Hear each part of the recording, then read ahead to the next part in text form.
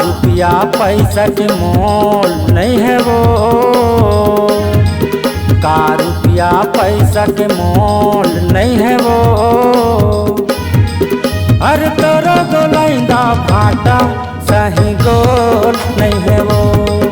अरे तोरो गोलाइंदा भाटा सही गोल नहीं है वो। ले ले भाटा कह के चिल्ला तक 40 रुपया किलो बता तक। ले ले भाटा कह के चिल्ला तक 40 रुपया किलो बता तक। थोड़ तो मीठा बोल नहीं है वो, थोड़ को मीठा बोल नहीं है वो। तोरो गोलाइंदा भाटा सही गोल नहीं है वो।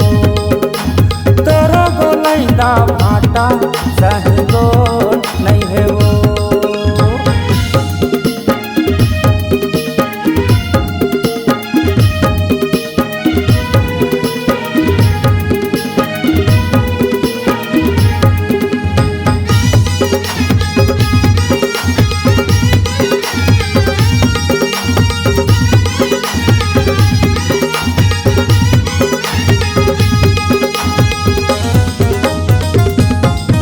कहूँ होती गोलाइंदा भाटा रुपया किलो बेचा 50 माँ। लेके लाने हम जाई तोर भाटा के आसमां। लेके लाने हम जाई तोर भाटा के आसमां।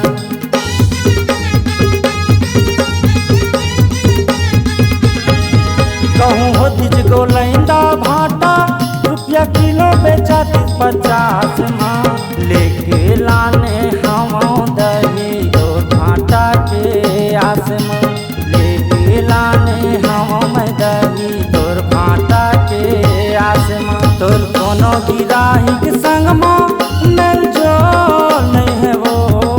तोर कोनो गिराही के संग मेल जोल नहीं है वो। अरे तोरो गोलाइंदा भाटा सही गोल नहीं है वो। तोरो गोलाइंदा भाटा सही गोल नहीं है वो।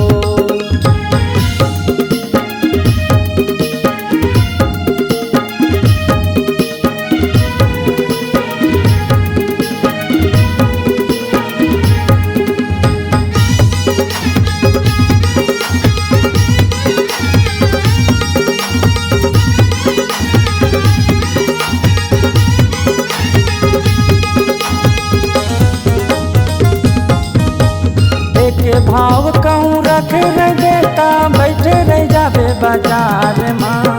सब भाटा ला दे हुंडा मांगा थमै उधार माँ। सब भाटा ला दे हुंडा मांगा थमै उधार माँ।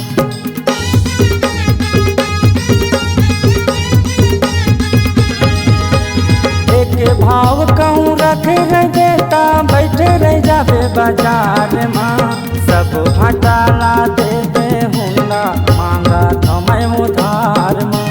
सब भाटा ला दे हुंडा मांगा थमै उधार माँ। मोरिया सन गिराही के संग मेल जोल कर ले ओ। मोरिया सन गिराही के संग मेल जोल कर ले ओ। तोरो गोलाइंदा भाटा सही गोल नहीं है वो। तोरो गोलाइंदा भाटा सही गोल नहीं है वो। तोरो गोलाइंदा भाटा सही गोल